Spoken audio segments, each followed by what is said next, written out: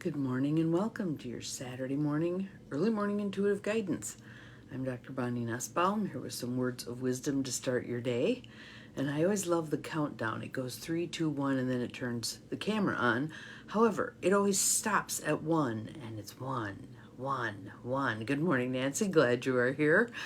And you never quite know when it's going to turn on. It's not like it is progressive, really. So, yeah. So I just sit here waiting. So anyway, we're here. Glad to have Nancy here first. And there's Beth. Good morning, Beth. I wonder how much snow you have. There's Joe Neal. Good morning, good morning. Welcome closer to our neck of the woods.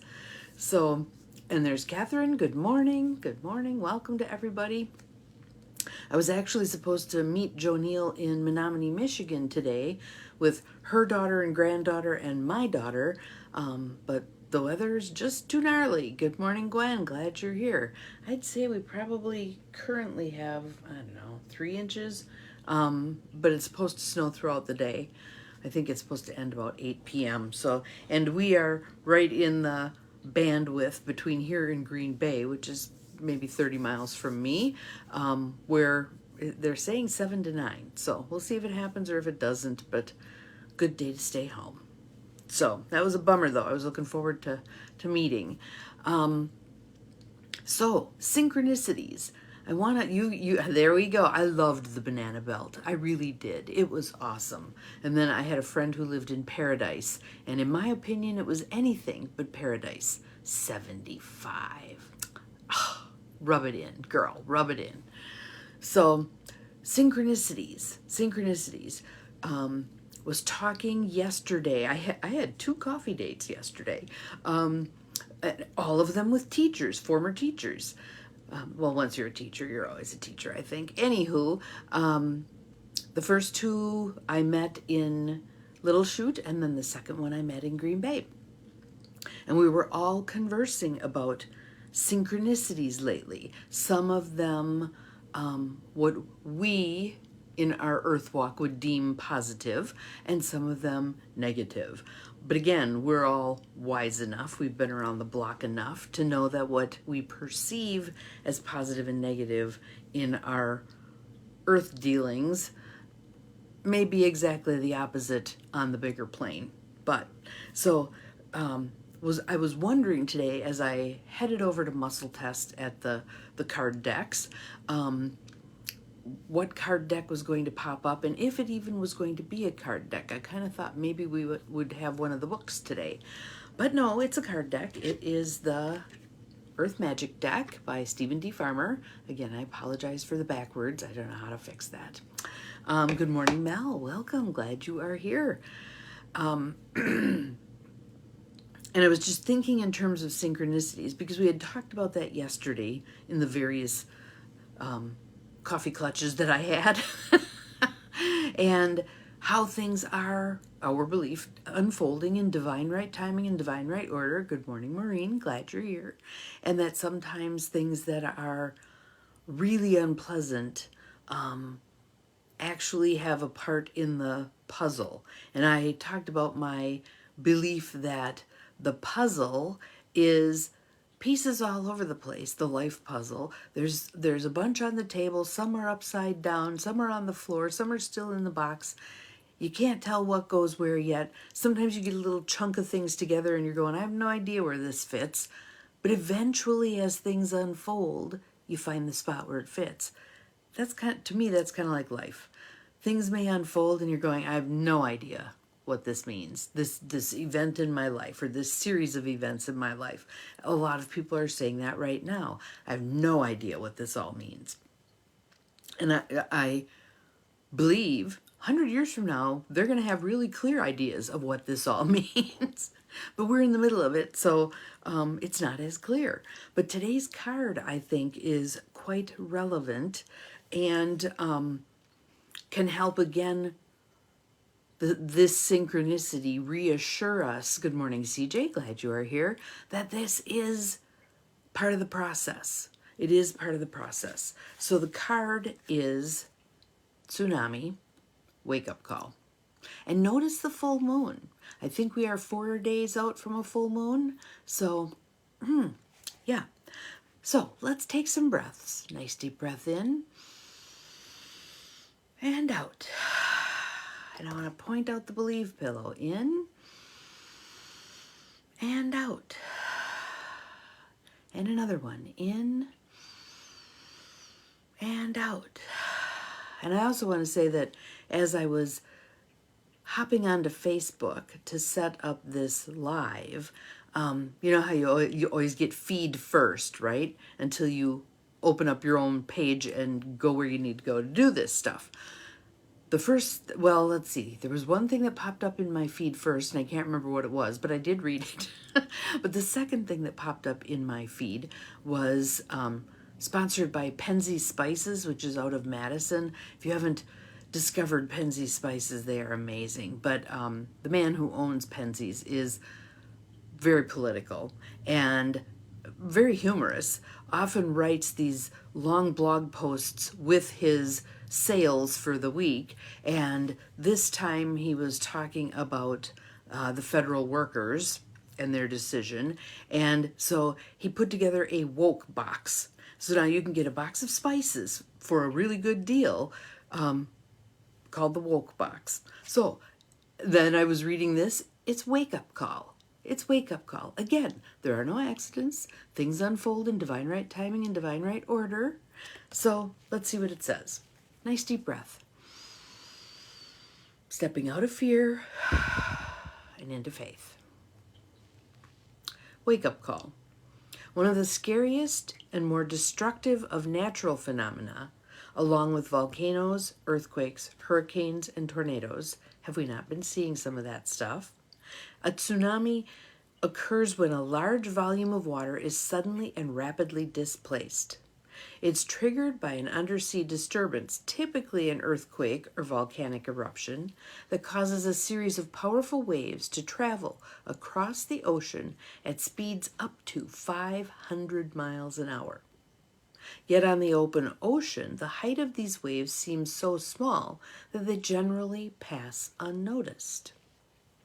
As the waves, collectively called a tsunami, get closer to the shoreline, their height increases enormously, even as their speed slows to 50 miles an hour. That still isn't slow, correct? The distance between waves or the trough can be considerable, taking 20 to 30 minutes from wave to wave. If the trough hits the land first, the water recedes rapidly and dramatically, followed within minutes by an enormous wave that initially comes as a surge. This receding is a clear sign of an impending tsunami. There's signs, there's always signs, right? We can't outrun the wave that follows, but we can avoid being swept up in the destruction by moving to higher ground. I'm going to read that last sentence again, and I want you to hear it with your intuitive ears, with the part of you that is abstract. Let go of the literal interpretation of this. Breathe into the abstraction of this.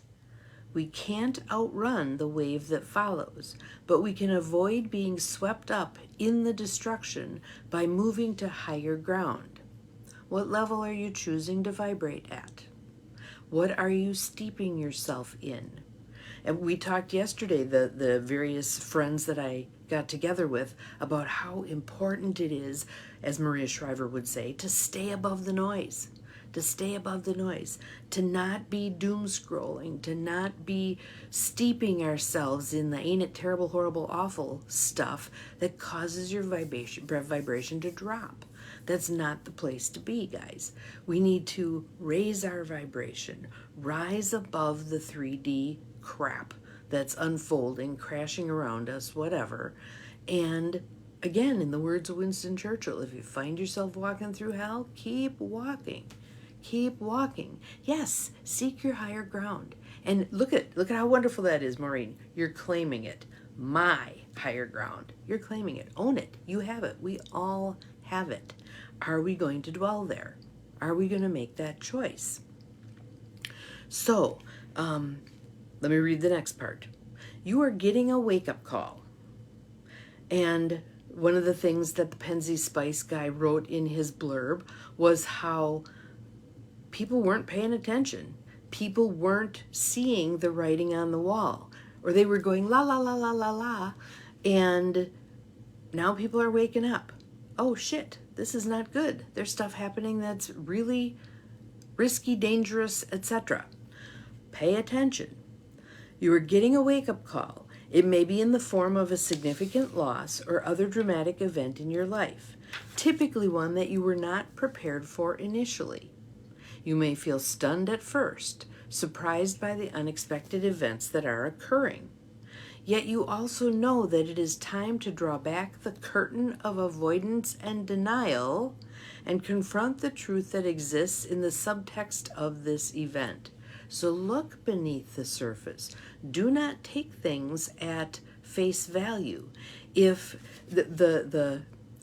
one of the things we were talking about yesterday is if someone is punching you in the head and they're saying, I'm not hurting you, I'm not hurting you, I'm not hurting you. Do you believe their words, or do you remove yourself from the punch? You have a choice here. You have a choice. You can continue to believe the words and incur more harm, or you can do something different. We all have the choice. And yes, it's really easy to get frozen in fear, but the call here, this wake-up call, is about not operating out of fear. Operate out of faith and trust. This is unfolding for a reason. When you step into your faith and trust, when you go within and you listen, the guidance is there. The guidance is there. It's not finding, and I said this yesterday, and the woman I was with said, yes, your guru isn't out there. Your guru's in here. G-U-R-U. Pay attention to what your inner guidance is. Take the time to quiet yourself, still yourself enough to rise above the noise and listen to what you're being guided to do. Let's keep going here. So I'm going to read that sentence again because I think it's a very powerful one. It's your call to action. Yet you also know that it is time to draw back the curtain of avoidance and denial and confront the truth that exists in the subtext of this event. I'm going to say these events. You are experiencing a real-life drama, so there is no need to amplify it more than it already is. See the lay of the land, appraise it appropriately, and decide what your next step forward is going to be. And I'm going to suggest to us that most of us, it's acting locally. It's acting locally. Yes, there's national stuff going on. What influence do we have over that? Other than contacting our senators, representatives, etc., etc. We get to do that, yes. Everyone gets to do that. But at a local level, that's where we can make a difference. That's where we can act. Rise to our higher level, see the need, find the need and fill it. Find the need and fill it. Often when you look back after something like this has passed, you can recall the signs that foreshadowed it happening. This didn't happen out of nowhere. This has been being foreshadowed for years. We just didn't want to listen. La la la la la. Yeah. There may have been obvious clues that you ignored or omens that were so subtle they were easy to miss as imaginings of the mind rather than the voice of your instinct. There are many anecdotes about animals operating purely on instinct, picking up on clues and naturally seeking higher ground before an approaching tsunami reaches the land. They get it. They pay attention. They heed the call. Get the hell out of here. And they did. They did. To negotiate this wake-up call, listen closely to your instincts, while at the same time seeking the higher ground of spiritual truth.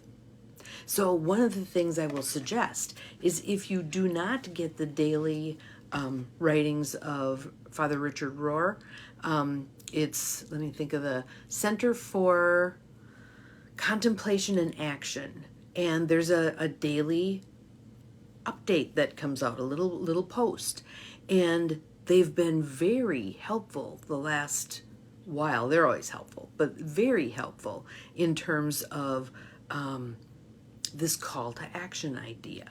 So, what are your thoughts on this? Maureen's saying she needs to seek her higher ground. Yes. What else are your thoughts on this? If your thoughts are, "Ooh, I'm really afraid," I want you to do what you can to mitigate the fear. Because when we're in fear, again, I've used this analogy a bazillion times, we play not to lose. We're not playing to win. We play not to lose. That's not a good position to be in. So we need to release the fear. We're here for a reason. If you buy Carolyn Meese's Sacred Contracts, we made the choice to be here now. And you might say, well, what the hell was I thinking? I hear you. But here we are. So your choice is either stick around and do something, stick around and don't do something, check out early. I'm voting to stick around and do something. What are our opportunities in these difficulties? Again, as Mr. Rogers' mom always said to him when he was upset about not nice things unfolding, look for the helpers. Look for the helpers. You will find them. You will see them all over. I think the Penzies Spice guy is a helper in a way because he puts into words what many people are thinking and gives them a venue to actually help. So when you buy the boxes that are pre-packaged, like this Rounds Woke box, he donates money to all kinds of things.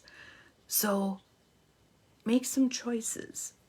Not making a choice is literally a choice. Make some good choices. Make some empowering choices. Make some choices that allow you to cross divides. Make the choice to maybe ask some questions of someone who believes differently than you do. And make it obvious on the front end that you don't want to fight and you're not trying to change their opinion. You want to understand how they believe what they believe, how they came to believe that, what sources are they using to learn about that, etc., etc., etc. We need to begin to see our neighbors as our neighbors again, all right? Not focusing on alleged perceived difference instead of the huge amount of similarity there always is between any two people on the face of this earth, all right? So my call to action to you today is still yourself. Take a few minutes, 10 minutes. If that's all you can tolerate is silence, 10 minutes. Good. I'm very glad that this helps you not get lost in fear. We don't need frozen people right now. Not going to be helpful. And does that mean we all have to be raging lunatics acting on stuff? No. Follow the still inner voice. Listen. It might say, take some soup to your next door neighbor who believes differently than you do. Help shovel for the other neighbor. Whatever.